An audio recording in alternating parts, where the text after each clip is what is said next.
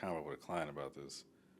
They were struggling like the concept of monogamy, and while I understood what they were saying, I'm like, so you're telling me that you would rather chase these new experiences versus like really like conceptualizing like who's actually there for you? Yeah. Again, people say all the time, I'll find somebody new tomorrow. You could. Yeah. Sure, and if it's something's not serving you, yeah, you should leave. But let me tell you this. Doesn't mean that the other areas of which you need it, that person is going to fill in. Because again, people love chasing a new feeling because it's new, it's exciting, it makes them feel alive. But again, how are they going to be there when real life shows up? Welcome back to the Nel Mauri Show. I'm your host, Nel Mauri. We got a special guest today. He's an author, educator, podcaster, speaker. We got Rashad Young right here. How you doing, man? My brother, man, what's good, man? I haven't seen you in a long time. Since like middle school. Yeah, it's been a minute, man. I appreciate you coming. Yeah, bro. What attracted me to you was, you're a speaker, number one. Mm-hmm. That's what I caught on. You educate the youth. Try to. You try to. You pretty much speak to the people about things they don't want to talk about, man. Like mental health. You want more for the children of today, even the adults of today. You want people to understand their emotions. So that's why I respect your content, man. You actually spreading positivity. Trying to, man. It's been a journey, but I'm glad to be here. Yeah, so we're going to start with your podcast, Knowing is Knowing. What made you start Knowing is Knowing? Man, well, if you're going to do that, we got to go back to the beginning. Yeah, run that. So, what was it, 2026? I started potting probably like 2018, 2019. I feel like me and my boys, shout out to ML. Well, we started off with Medium Lit. Yeah. 4 of us. Legendary. Did a group. So glad that that's like an archive. Everybody don't know about that. But we went on like a 2-3 year run. Really just want to get into the space. That's when potting wasn't really like video yet. Like you had like Joe Budden and those other people, but like we were dropping like every week audio, and we were doing numbers, man. Like I tell people all the time, if we probably know what I know now, if we would have done it the way that it is now, I think we one of the best pods in the world. We was getting traction around the city. Like when we was going out, man, when the next episode dropping, boom, boom, woo, it was crazy. So I think doing that gave me the love for potting, but I think internally I got tired really early of just talking about like the everyday stuff. Like I'm not really a gossip guy. Yeah. And I knew that internally, like even there's points in the show, like I want to always dive into deeper topics. And my boys, they went with me, they know me, but I think internally I wanted to have those conversations without forcing somebody else to talk about that. Like all 4 of us, they all brought something different. How do we pivot from that? I can still do Medium Lit, but I can also kind of do my own thing. So I started off with Stay You, which was just a trying idea of let's do something by myself. Yeah. And I was like, oh, this is weird. Like the talk on the mic by yourself, just trying to think about different things. And a lot of my episodes, man, truthfully, have always kind of just been off the fly, like just kind of what I was feeling. So like that's how I kind of started. Then I did Young, Educator, and Uncertain, which was more so conversations of early 20s stuff. Yeah. And honestly, I got to a point where all these solo pods were like albums to me, like where I was at now. That's kind of fire. I had been thinking about that. Young, Educated, Uncertain is also when I started doing interviews.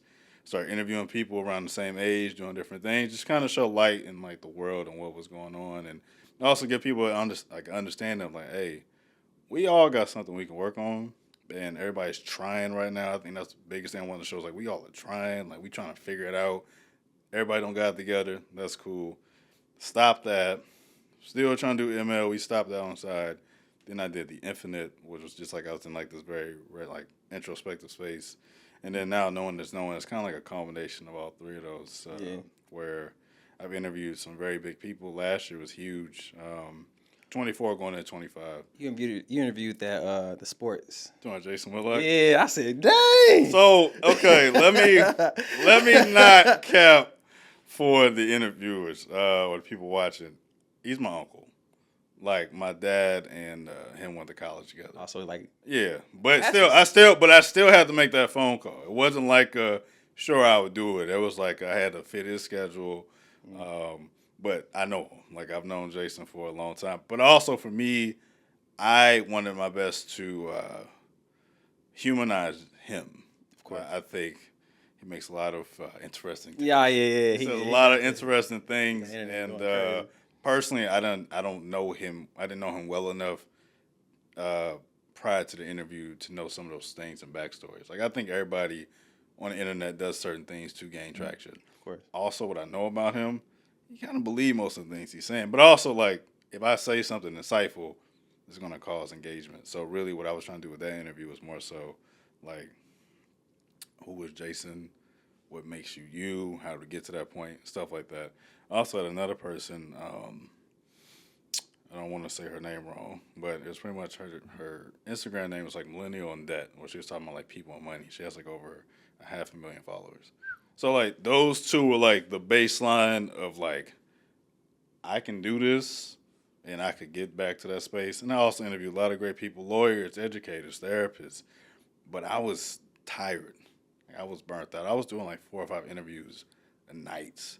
Like my Friday through Sundays, I was cooked, man. Like, but also, I'm one of those people, man, where I am a full sin guy, which is why it's like really good and really bad. So I can, if I want to do that, I'm gonna do it. And I think how the interview started off, I was on Threads, and again, like we just talked about, everybody always has something they feel like they need to say. Yeah. So I put out a post.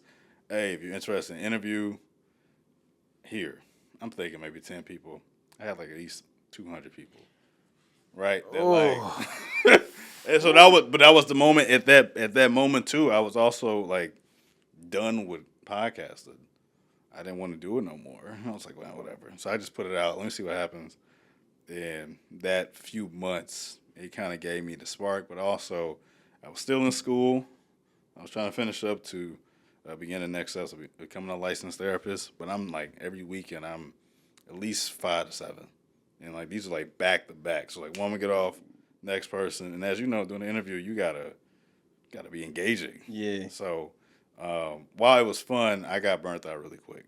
So I said, all right, these next 2 seasons, I'm just gonna do what I think is important to me, and I'll probably get back into the interview space because that is something I enjoy, and it's been a way to connect with people. I've connected with people all over the country, and it's kind of like building your own internet family that I've never talked to outside of that. Like, that's the weird part.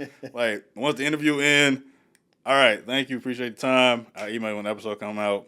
It's maybe a few people that I probably still in, like, consistent communication with in some capacity, but for the most part, you do your interview and go about your way. To me, this is a business. It's not really, like... I feel that. And I say this because I'm trying to defend the podcast bros. Not all y'all. Some of y'all be tripping. But I think sometimes when people think that, you know, let's say you bring a woman on the show, like it has to be more than that. That's never been my forte. It's always business. Like, I'm doing this because, especially I think for women, I was more interested in interviewing women because I wanted to kind of break that mold. Yeah. Like there's like all these intelligent people that actually have something to bring outside their looks. You can have a simple conversation and then go about your day. You don't got to be weird about it. Yeah, that's how I am with mine. I got women coming on, but that's it. It's just like we'll talk. I'll pick your brain, you pick my brain. Show's over. After that, I'm like, all right, appreciate you. Yeah. On to the next person. Yeah, so I think that's the thing. So now, truthfully, I'm kind of like at a halt with the pod, and that's just because I'm coaching right now. I'm coaching baseball, and I think for me, I had to ask, what am I doing this for now? You've been doing it for 6-7 years. You do hit a wall. You hit multiple walls. You hit a wall where you're like, man, like, okay, you haven't got to the place you want to get to. And are you doing this because you genuinely feel it? Or are you doing this because you people already put you in this box, and now I feel like you got to, like, live up to it? I feel that. You know, so the thing is, though, I do it third. Like, this is, like, an inspiring moment because I haven't even turned on the camera. Oh, man. Entire month. But I'm very intentional, like, around my birthday, like, we're reflecting and stuff like that. And so the biggest thing that's always, like, my main connector the past few years has been content, where I'm like, man, like, I got to feel like I have to release something every day. And I'm still big on that, but I think I purposely didn't do it because I wanted to feel, like, connected and present again. Because at some point, you start feeling like a task. Yeah. And then I hate performative content. Like, I hate it. I agree. Like, people who do, and no shade, like dating lives, like, and it's great because I know like the documentary aspect of it, but it's so microwave where people are competing with their life should look like and compared to somebody else. And that's how my content's always been like what's true to me. I can rock with that. I ain't never heard So anybody say that. yeah, so like when people do it, I love it. No shade, don't make that clear. Like it's nothing that y'all doing, but I have always struggled with that. Like I could not see myself doing that because that's just not who I am. And also I'm always very mindful of who may watch my videos. Yeah. Even if I don't have the numbers per se to feel that way, I've had people randomly all the time, man, your videos got me out of this, that, and the third. Had no idea. Yeah. So that is always a reminder, okay, this is working for you. I don't have to make videos bashing people. Like that's another reason why I kind of got away from like certain conversations. And we'll get to that in a second, but like people talk about relationships, especially like podcast based, usually it's very unhealthy. Yeah. It's like man and woman. I hate men, I hate women. But then again, on the other end too, we're complaining about why we don't have anybody or why nobody's approaching us or all that type of stuff, man. So long story short, the journey for me, podcast really just been one big album. I feel that. That's all. I can tell it's growth with you. I hope so. Pretty much what you explaining, like you went this way, now you gearing more towards a different. I've always been a serious person though. I think ML was just a way to show people that I have a personality. I think people, because of what I do, and I'm very much like this all the time, people think like, man, what does man do? Like he don't do nothing else. Like you don't enjoy life. Dude, it's just a lot of what I enjoy is in the work that I do. Yeah. And I feel like, especially for a lot of men, that's when you really feel most fulfilled, is when you actually doing things that you enjoy doing. I love helping people.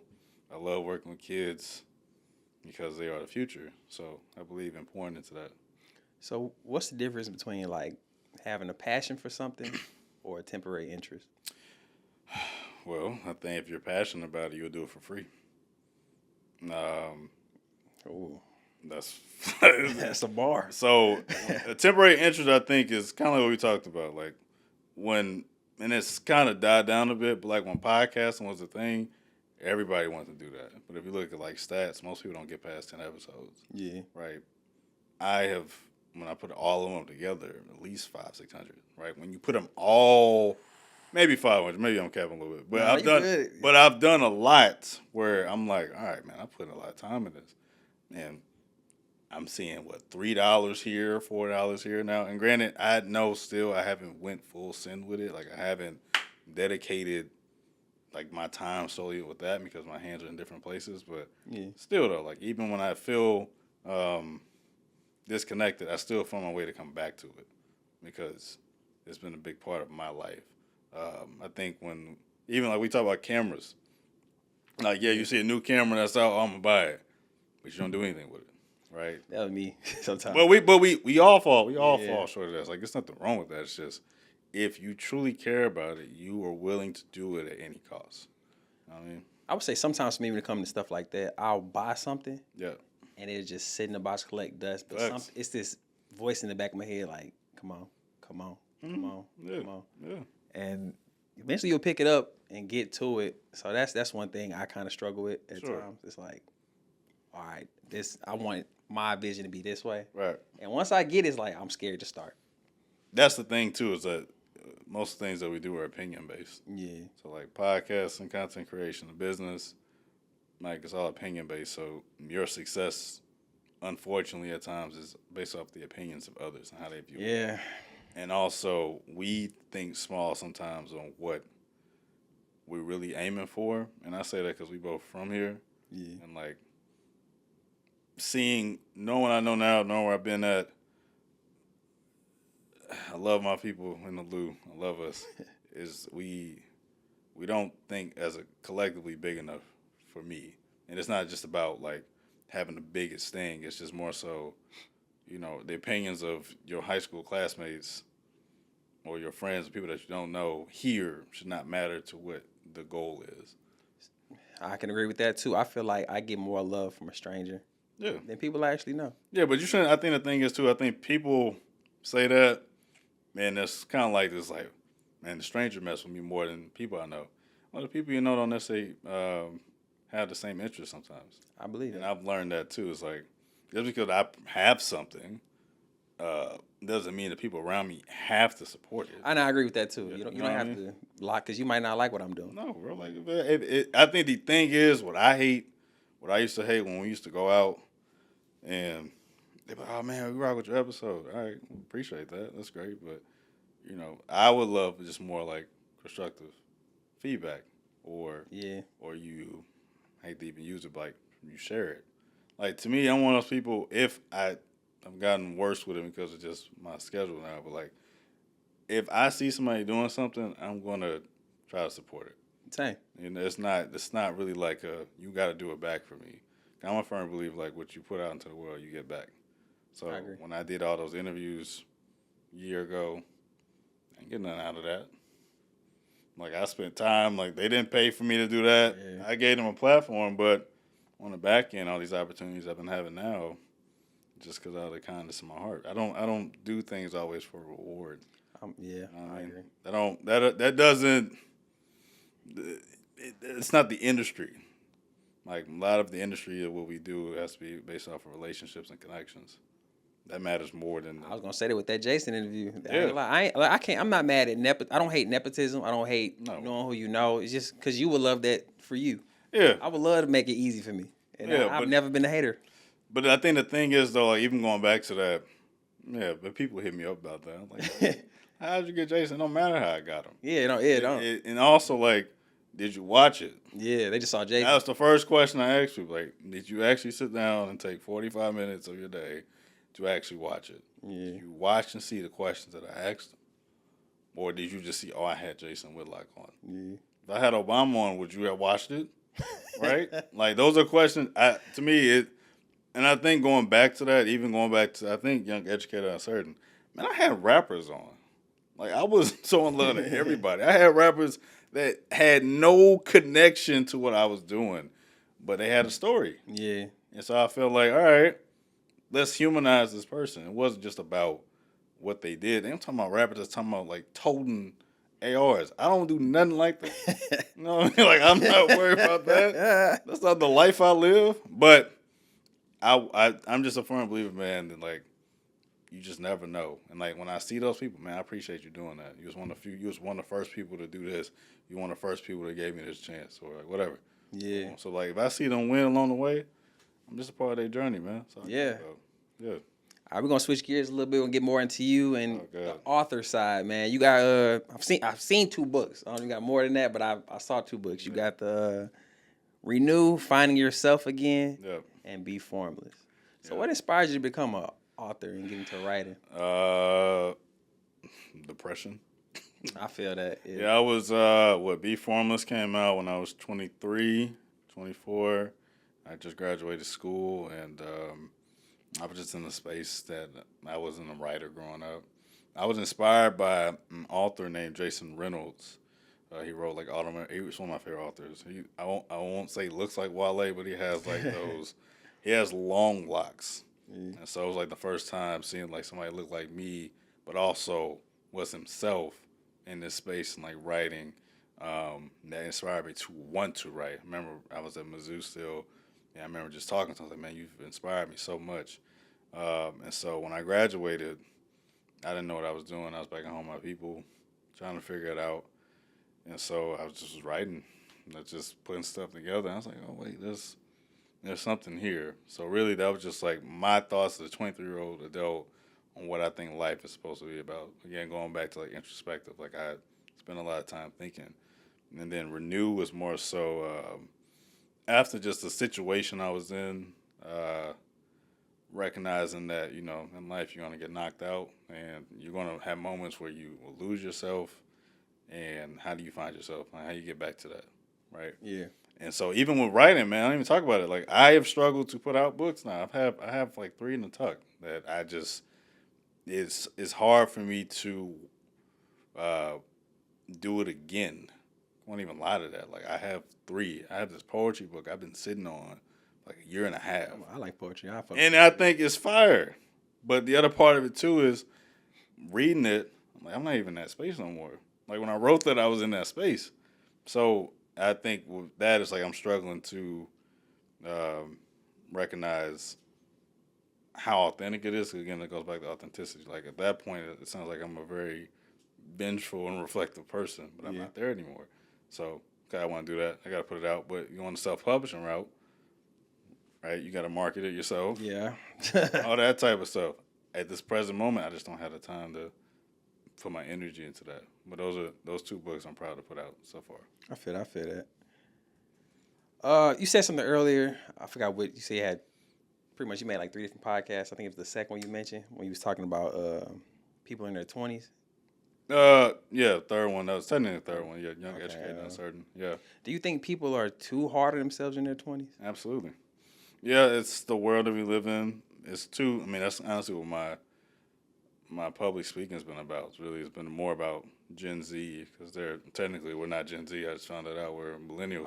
Yeah, you just found. I thought. I thought we were Gen Z this entire time.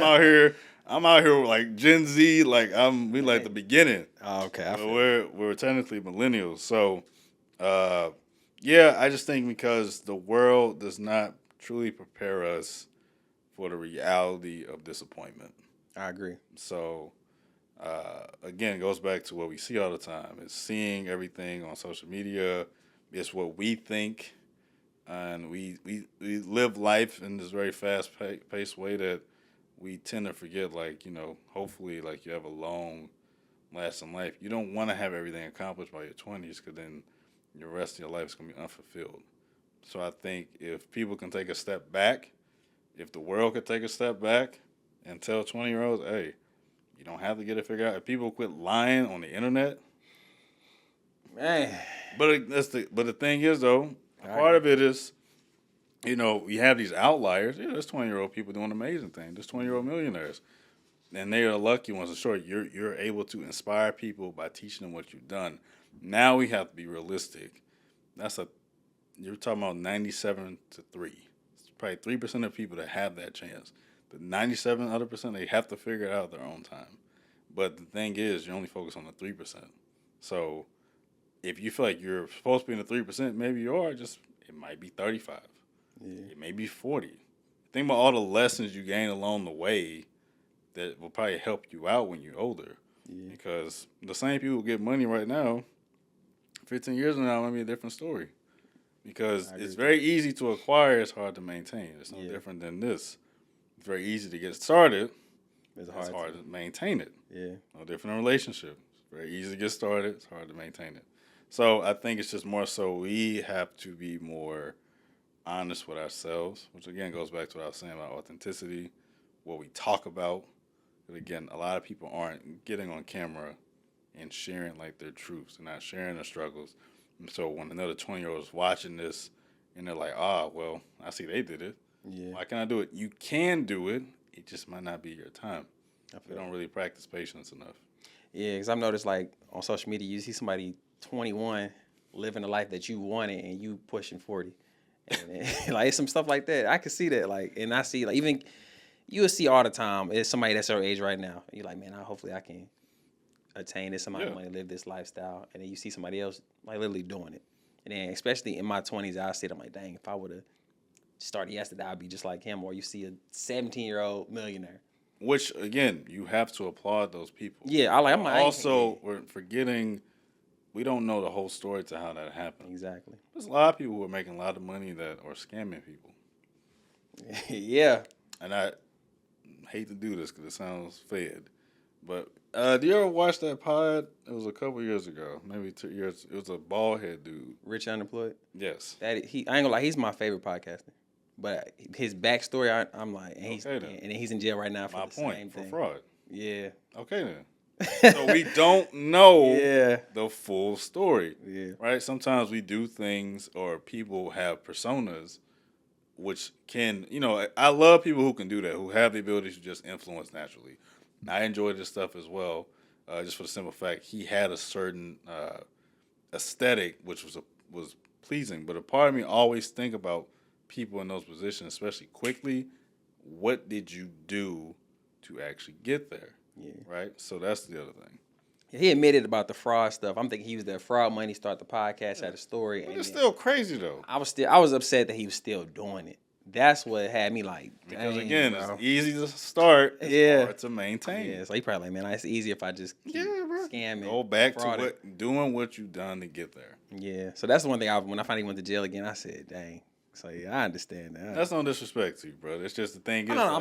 That's his life. No, I'm saying talking about him. Like, you know, if people see this and know him, Yeah. I don't want no problem with you. I'm just saying, like, that's just a real thing that happens.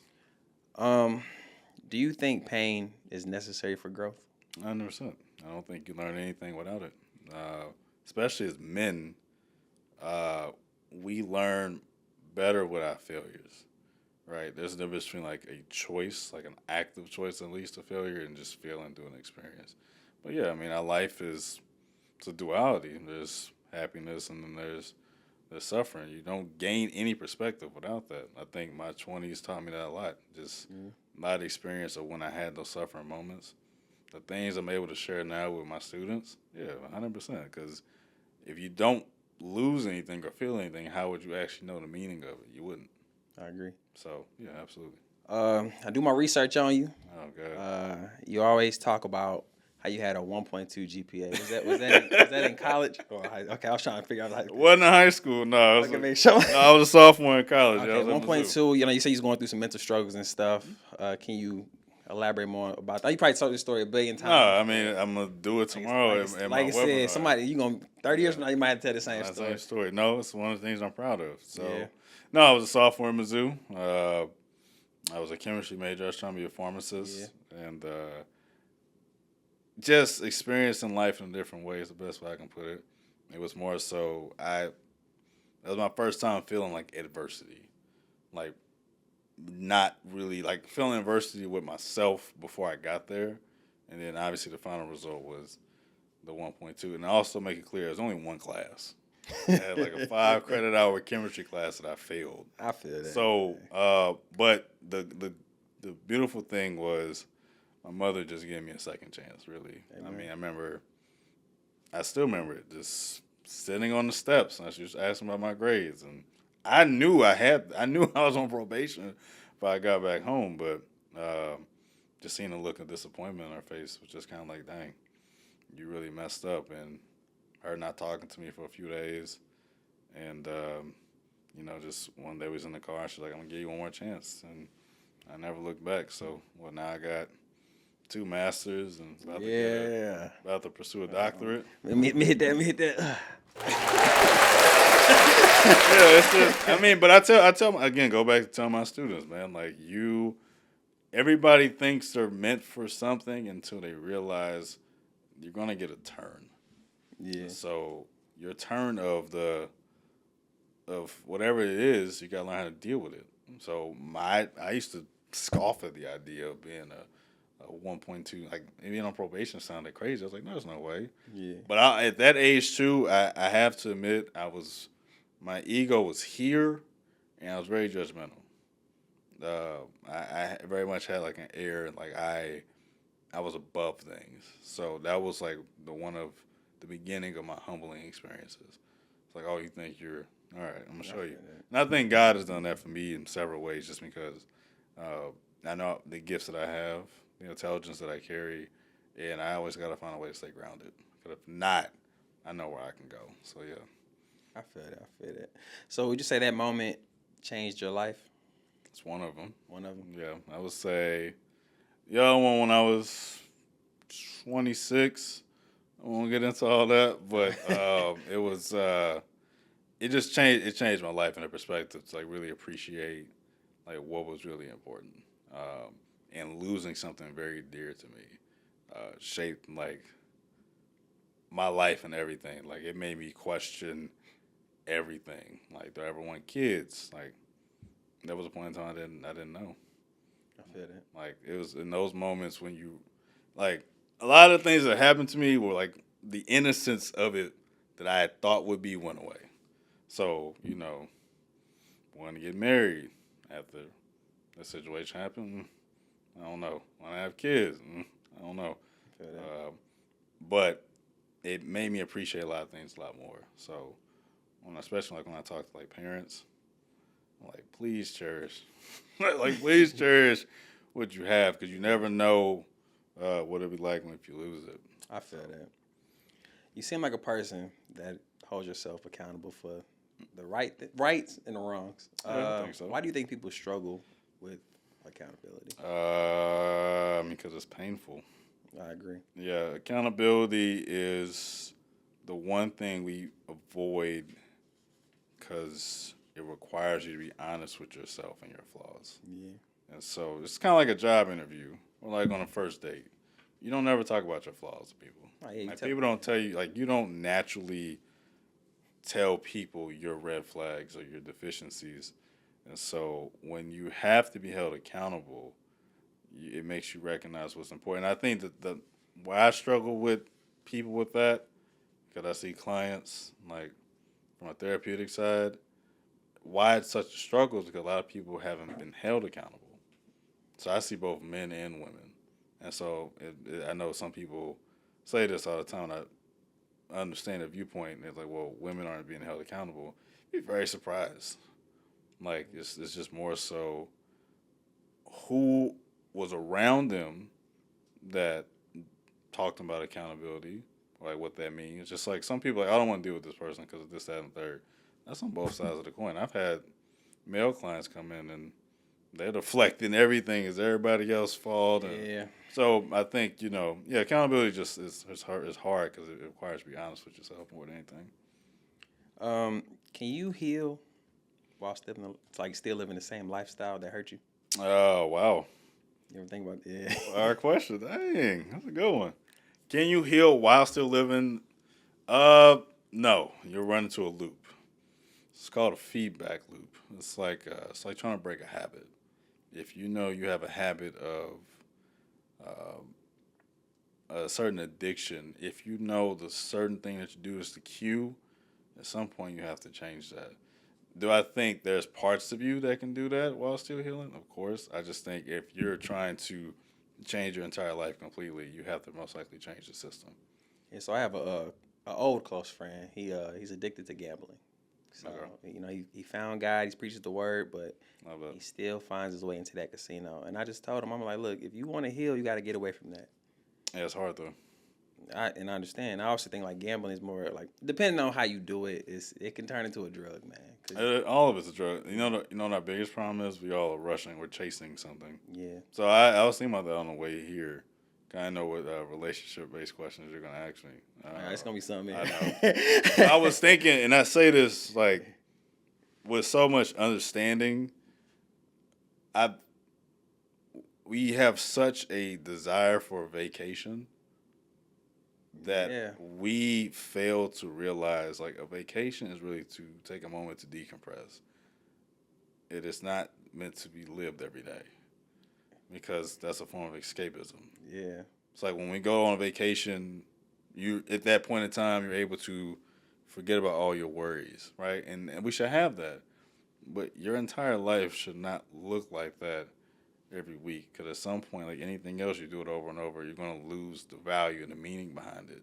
So it's no different than gambling. You get, you win a couple $1,000s, you chase that rush, that high. That dopamine hit. That dopamine hit, okay? Just like relationships, limerence, that intensity when two people first meet. Tell people that's the most dangerous stage. Yeah, I call the honeymoon stage is what people call it. Yeah, but honeymoon stage and limerence are two different things. Oh, yeah. Educate me, my boy. No, because limerence is, they technically can be one and the same, but what people tend to forget, and I say this to both men and women clients, especially like who struggle with dating, if you're focused on a connection based off of the intensity of it or how it makes you feel, that is most likely your anxiety. Like, it's not, can you feel a spark? Sure. Now, what I said earlier is easy to get, but it's hard to maintain. Yeah. You're not going to be able to maintain that because life's going to get in the way. I agree. So, you have to know, like, what's really important about that type of stuff. So, to your friend, the old friend about the gambling addiction, he's gonna have to lead that life. Once he do that, man, he's gonna heal. And you'll realize, like, it's harder to do that because a part of you still wants that feeling back. It's just like going back to the toxic ex.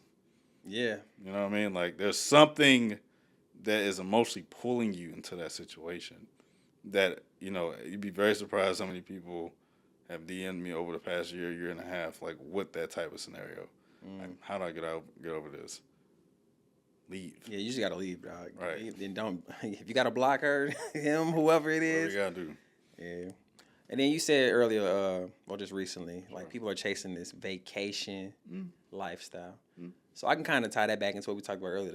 The social media. People are looking at how people live in this social media. You watching Jay-Z on vacation. You watching all these rappers on vacation, living this lifestyle. But in reality, you don't see.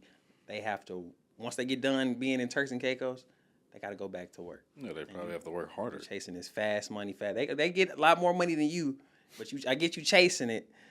But you chasing this vacation lifestyle, which I can see where my old friend, he wants to hit so big. He could just vacation, but in reality, he gonna hit this. It's never enough. It's never enough. You might hit 100,000. Oh, finally, but I can hit 1 million. You might hit 1 million. Yeah, everybody. $1 billion. Everybody chases more. Yeah, you got. I'll say not everybody. Most people do. Just like I had a comment with a client about this. They were struggling like the concept of monogamy, and while I understood what they were saying, I'm like, so you're telling me that you would rather chase these new experiences versus like really like conceptualizing like who's actually there for you?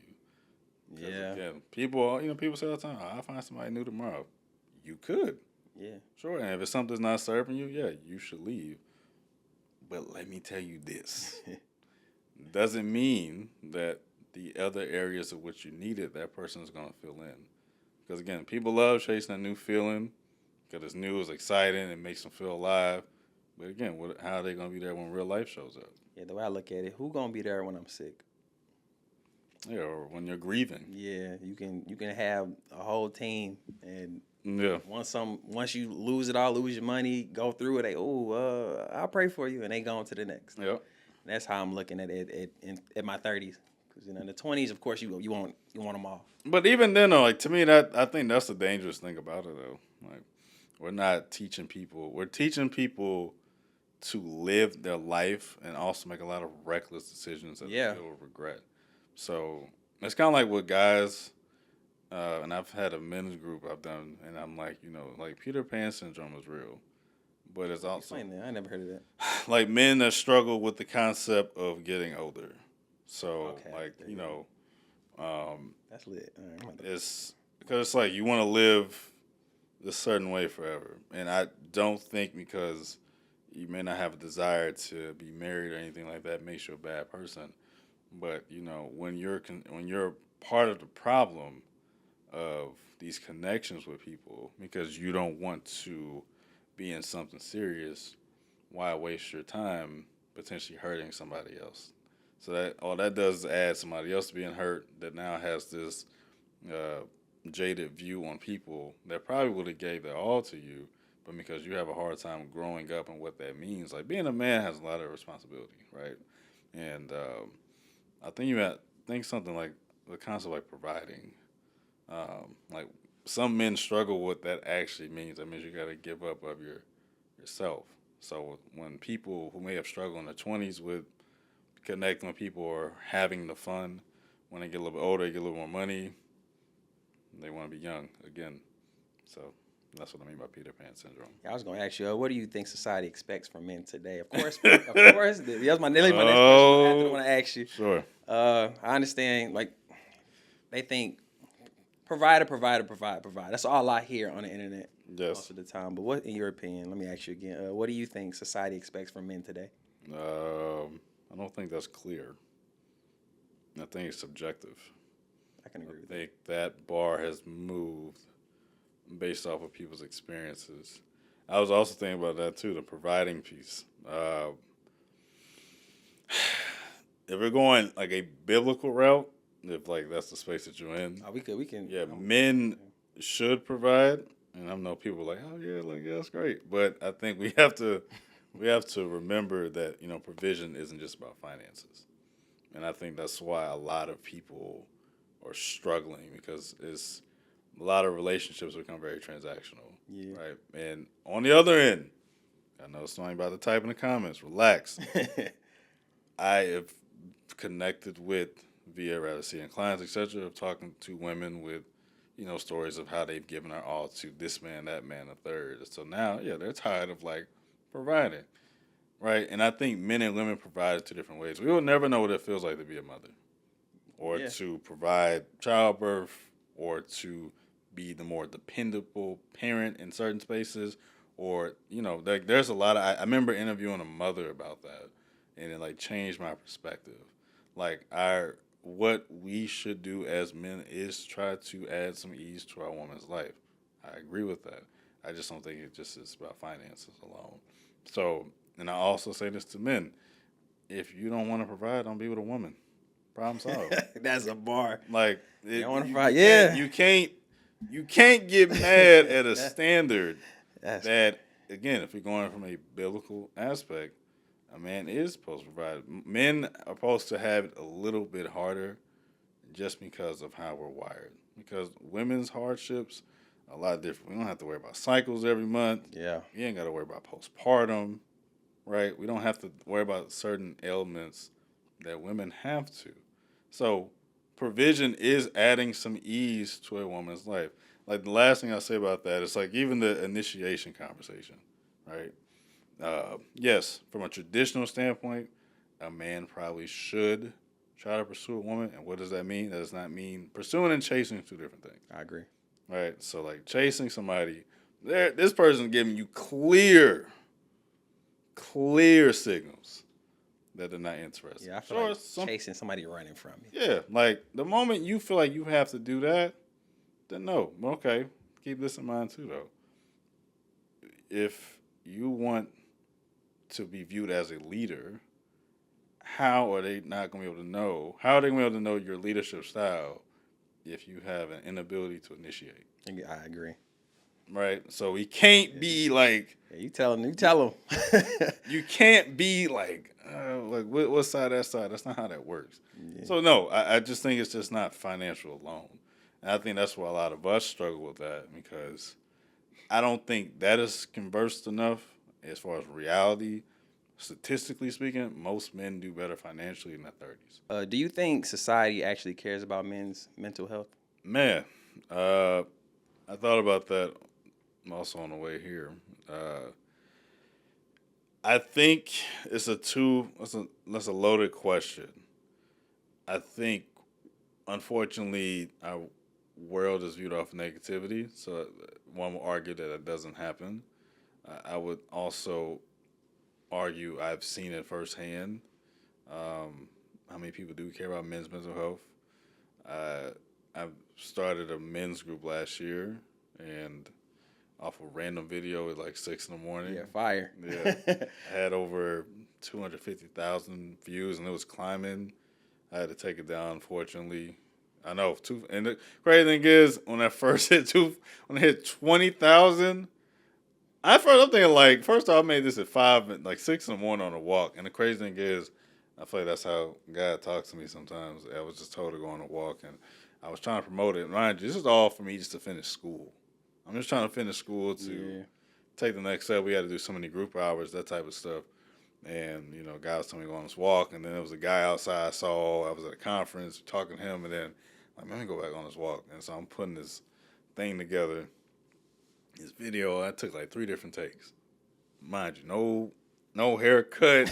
I look like I just woke up. They be the ones though. And so, man, I was in California, and I would get on the plane home. I'm seeing it.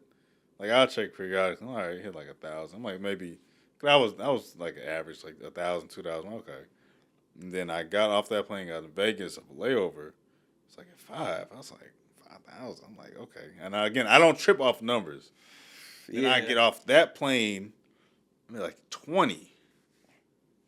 But people are commenting, and they're like tagging people. At that point in time, my notifications, usually my phone is off. Like on social media. I got mine off too. Because it's just interaction and stuff. And so, man, requested message, just like 75. Requested. That was in the same day. Oh. Reading them. hey, so what about this man group? What about this men's group? What about this men's group? Da, da. And then at that point in time, I'm still processing. I woke up in the morning, might have been like 30,000. Hit about 30. And you just trying to chill in Vegas. No, I was trying to go back home. I'll go back home. But I was in Vegas with layover. Okay. I was like, yo, what's going on here? Like, I'm watching a video again. I'm like, I look like I woke up. But the tag said, send this to a man who needs therapy, which was a very, obviously it worked, but it was also a lesson for me to learn. So I always like to specify this for a disclaimer. I'm currently not a licensed therapist. I'm in the process of becoming one. So it makes it, those words often can be misleading. It was never therapy. It was a men's group that was offering free 8 weeks to have and that type of stuff. But people were like pouring their hearts out. Yeah. Like my husband, my cousin, my brother, he won't talk to somebody. I sent this to him. Man, he said something about you that's love. And so the craziest thing, I had a conversation with somebody after I did an interview with them, and who's now like a sister to me. And this was like 6 weeks before this happened. And she was like, God told me to tell you that there's going to be people waiting in line for your help. And it like clicked. I was like, yo, that's what she talking about. I remember I hit her. I was like, I think that's what we're talking about. Weird. But I had to take it down. Within a day, it hit about 115,000. You was gonna hit a mill, bro. No, I would have easily hit a mill. I had professional athletes hit me up. I had a guy from the Chargers. Like I had a couple people hit me up. What made me scared is when they started tagging the Breakfast Club. Okay. Right? They started tagging these other places, and a couple of clinicians said, "Hey, I feel like somebody's gonna try to stop this because of the wording." This was 3 black clinicians. And I believe you say something 3 times in a row, has to be some truth to it. Yeah. And it's like, it's not because of what you're doing, it's that somebody's going to hate on this concept and they're going to go into what you're doing deeply and try to say because you're not licensed that you're offering therapy outside of Missouri, which I can't do. Oh, yeah, because I saw that second video you put. All right, everybody, this is only for Missouri residents. Right, I had to clarify that. I was like, you reached a lot of people. Yeah, I did. At that point, within a day and a half, I had over 400 DMs. Oh, my God. Easy. I was stressed. I was stressed only because I felt I finally got something I asked for, and I was not really prepared for it. Or not wanting to say prepared for it. I did not have enough manpower to accommodate that many people. Yeah. But it gave me, I think, a sign that this is to come. Maybe just not right now. Yeah. And so I had to swallow that. That really bothered me. I could not sleep. I went off the grid for 2 days. My mom was like, "You're not posting nothing else. Not a haircut." Right? So I had to go in phases, and even then I had to alter it a bit more now. Yeah. So it was something that what I learned. Also, the biggest thing I learned too is if you offer anything free, and I say this with so much kindness, it goes back to the original part of this conversation. It sounds good until it's actually time to show up. Yeah. So I had people sign up for it. How many people actually joined the group? Wasn't a lot. Right? So, and granted, schedule, timing, I keep all those things in mind. But if this was a paid thing, people would have been there. Or they would have reached out. Yeah. How do we accommodate and stuff like that? But since it was free, and it was some people thought it was the invitation for therapy, etc., then yeah, yeah, sure. But it wasn't supposed to be therapy at all. But it also taught me the greatest lesson, which was sometimes we don't take it as serious if it is not a paid service. Then we complain about it when it's a paid service. And even now, I ask myself this now, because I think planning out what I will actually do next, I probably will do a teen group next. I've had a lot of people reach out to me about a teen group. And I feel like I can actually do that because your parents can actually force you to go. Yeah. And I think I work well with teenagers, so I can do that. But even then, it's okay, first time probably will be free. Second time, there probably will at least be a payment of a deposit to confirm your spot. Yeah. Because at that point, I have no problem helping out people. I will help out people from sun up to sundown. At some point, Yeah. I gotta be compensated Yeah. for it. And even now, like my session's only $25 right now. I make it clear, like only right now. 25, yeah. That's a meal somewhere. But when I get licensed, yeah, it's gonna go up. Not because I wanted to. It's just if you're actually coming to therapy, you know, we do have to do our job and be compensated somewhat. Yeah. You know, people will pay $100, $200 for hair, etc. My barber's $75, right? Some people like that's crazy. People still go to him. Yeah. So clearly, the service works. My barber 50. I was like, you know what? You lucky you cold. You lucky. So I tell people that now. It's like, you know, I charge $25. I feel like this will be the best $25 you spend. Yeah. Because I am going to do my best to ensure that you think therapy is fun and engaging. Because it's a lot to come into a space and share all your feelings to a stranger that you don't know. I agree. So, yeah. Are men allowed to struggle, or are they expected to figure it out? I got more questions. Sure. Are men allowed to struggle? Yeah, I think. I mean, I don't think you become a man without the struggle. Yeah. I think, again, I'm going to go back to, I feel like my mom was always right about things. Go back to a biblical principle. One of my favorite books in the Bible is the book of Job. And I want to make it clear, I'm not like this. I know every aspect of the Bible. I don't read it every day, but it is one of those things where, in the book of Job, it's like, you know, to have everything and to lose everything and to still have faith that things will work out. And that, again, it goes back to the design of our life. We are meant to struggle. We probably will struggle more than we win because you learn a lot more about yourself. Now, the allowed piece, I think there's a double-edged sword to that. If you are allowed to struggle, I just think, truthfully, I don't think we have taken the time to really understand the capacities of each other's struggle. That's why I mentioned earlier, we would never know what it's like to be a woman. Yeah. So when we voice things that how we think women should be, we should check our own ignorance because we're not women. I will say the same thing for a man. If you don't understand a man's struggle, that you're not a man, I think it's important to be mindful of that. On the other end as well, it's not only a woman's responsibility to figure that out. We need to do a little bit better with being open with each other. Yeah. We don't do that a lot. Right? We don't genuinely ask each other how we feeling. We usually deal with it in different ways. So do you feel like, I ain't gonna say feel like, I feel like society, in my opinion, society. Sure, society what? You know how you'll catch what I'm saying. I'm gonna try to say it the best way I can. They want men to keep emotions bottled up. Like, I would say starting from youth sports. You know, you play baseball. Yeah. Right?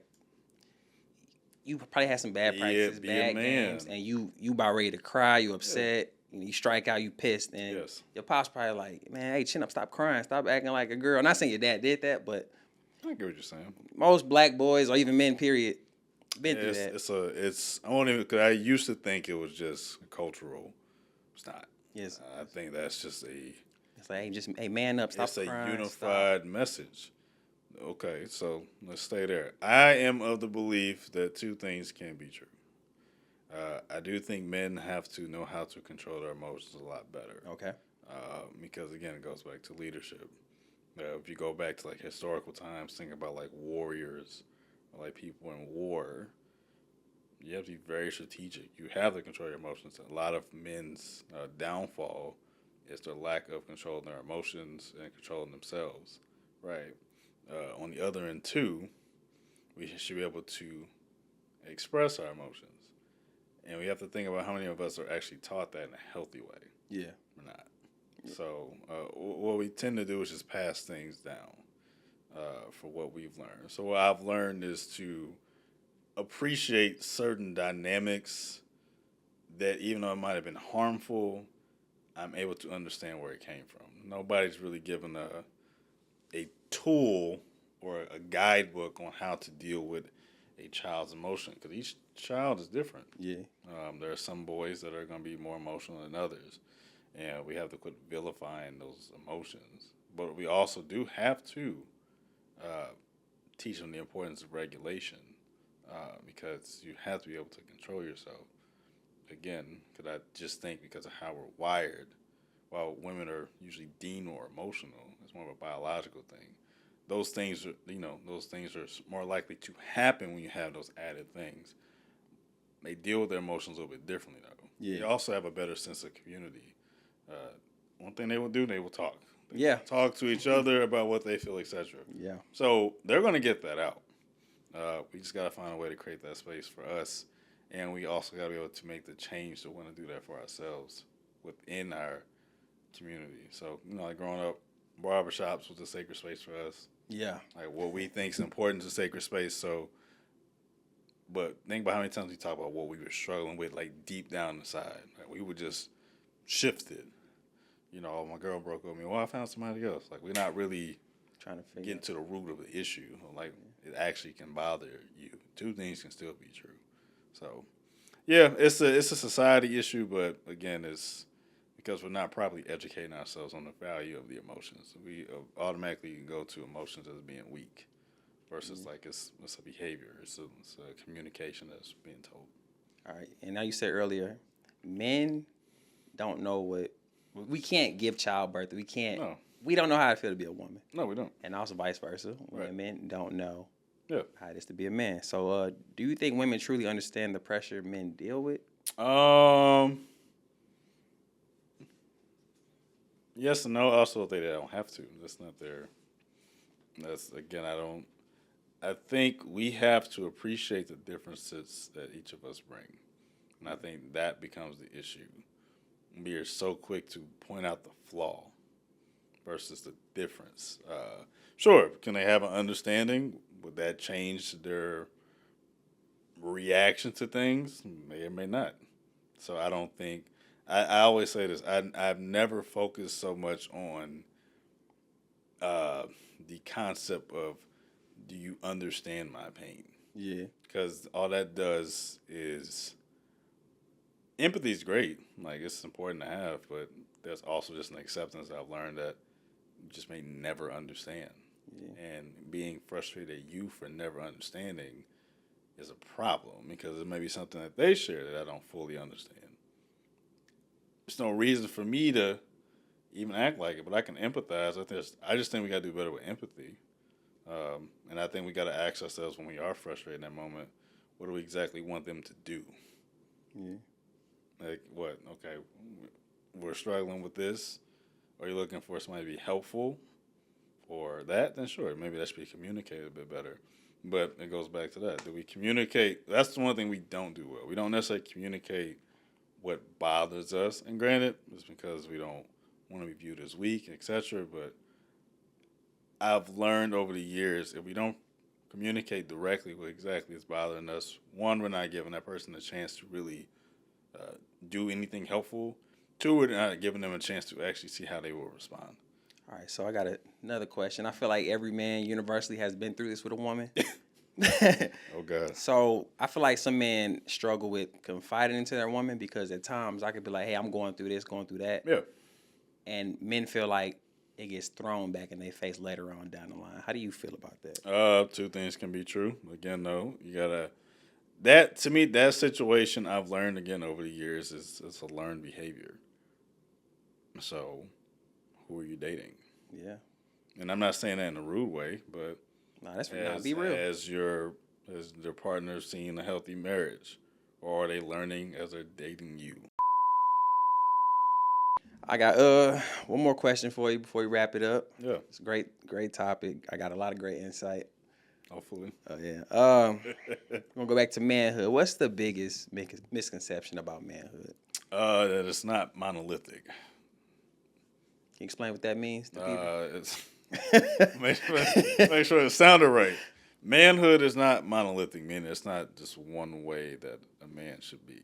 Again, it goes back to we don't have a clear standard of what manhood is. It is subjective based off of what somebody thinks, feels, and their experiences. I think manhood is also very complex because of the varieties of emotions, other things that we feel that we deal with. Sometimes they're just the pressures that we put on ourselves. A lot of pressure that we experience is usually self. We have this idea of what we want our life to be, but we also have to admit how much fulfillment we actually get doing things for others. I've never heard a man complain not doing something nice for their partner or doing something great for their kids. That's usually that's why most people work so hard to be able to provide those things. So when we argue about those things, we're arguing the true nature of who we are. It's just, again, we're just as complex as others, right? We have emotions, we have things we feel, we have struggles, we just don't voice it enough. And again, the standard of manhood isn't just centered around money. It's about everything else that we do. All right, cool. Well, appreciate you having you on, man. Great topic, man. I appreciate it. We'll catch y'all next episode of the Nel Mauri Show.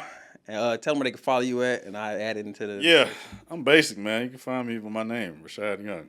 all platforms, Instagram, TikTok, Threads, Substack, which I've just recently joined. Just my name. All right, baby. We'll catch y'all in the next one.